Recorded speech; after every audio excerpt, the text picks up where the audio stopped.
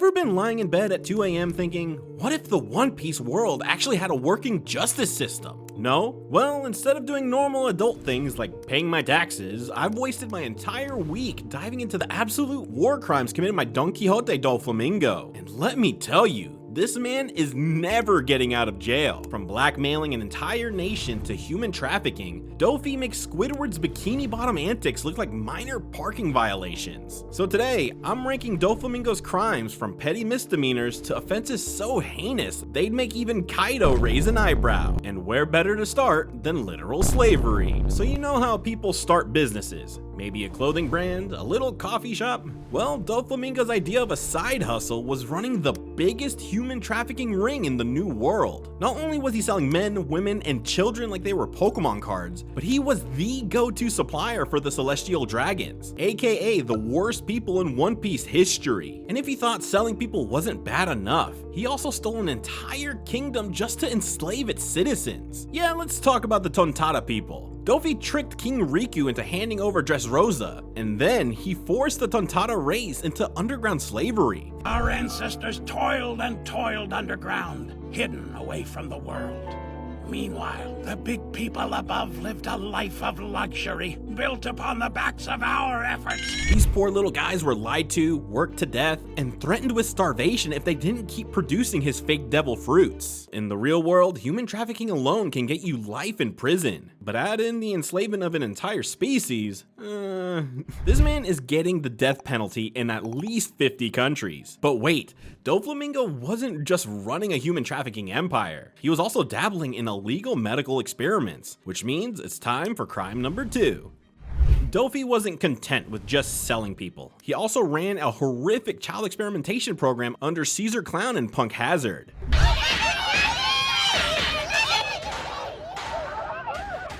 These kids were forcibly drugged, mutated, and used as guinea pigs to create super soldiers.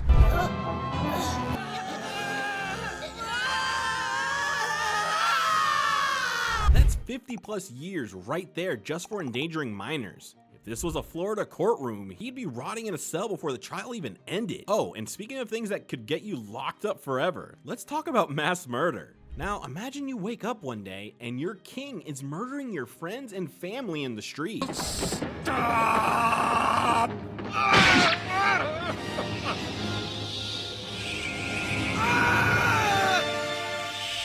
Except wait, that's not actually your king. It's just Doflamingo using his devil fruit to stage an entire genocide.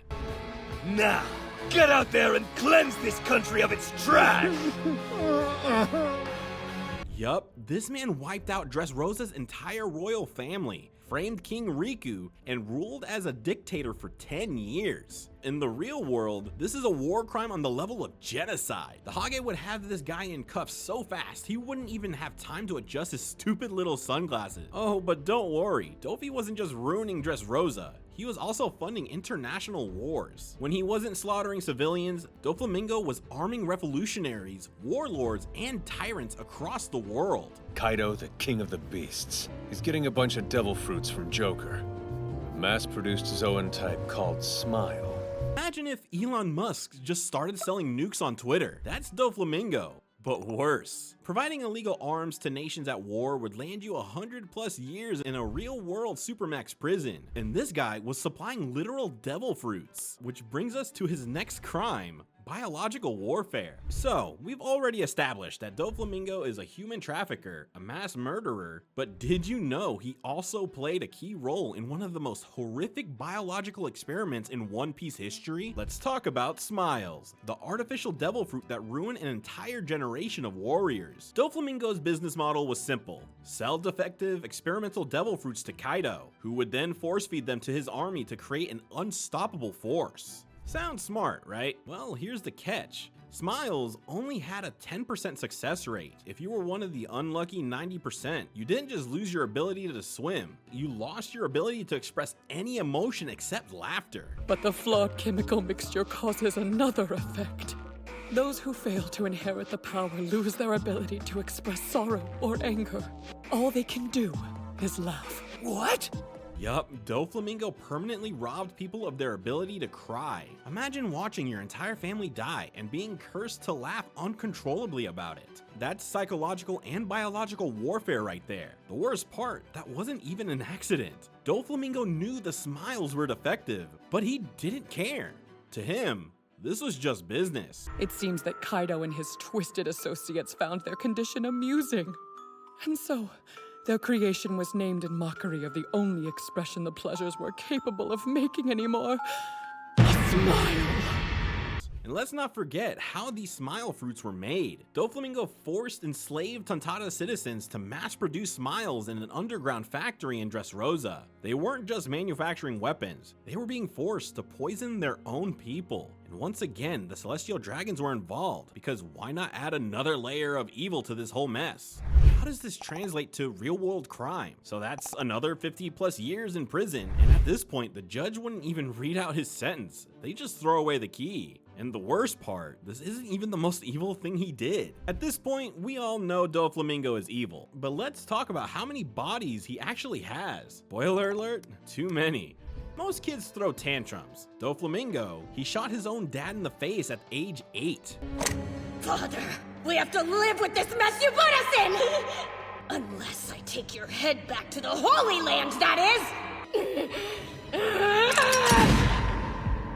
Why? Because he wanted to be a celestial dragon again. And apparently, patricide was his best idea. Fast forward a few decades and he executes Corazon, his own brother, for trying to save Law's life. He's not the same lost child who threw himself before a killer like you. He has nothing to gain from someone who only longs for destruction. He's above that. So you leave him the hell alone. 'Cause Law's finally free now! Heartwarming family reunion, right? Wrong. Doflamingo mind-controlled an entire kingdom, forcing King Riku to slaughter his own people, then framed him for it. That's genocide and political manipulation, a 2-for-1 war crime special. And when Dressrosa finally rebelled, Doflamingo's solution was to turn the entire kingdom into a death trap. The birdcage started closing in, slicing people apart while forcing them to kill each other. Yeah, that's literally Saw meets Hunger Games. The verdict? 200+ years in prison. So yeah, he's not just going to prison. He's getting erased from history. But we're still not done. Most criminals avoid the police.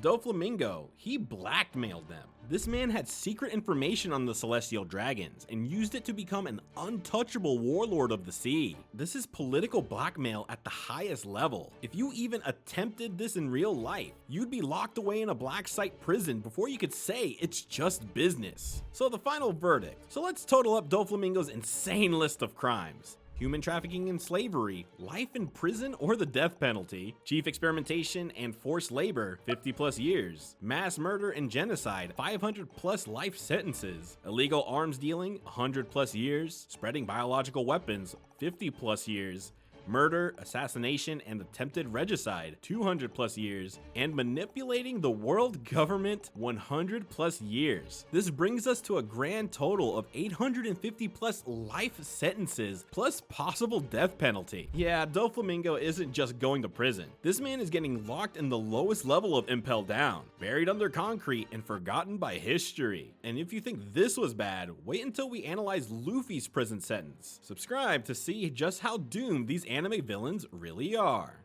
Thanks for watching.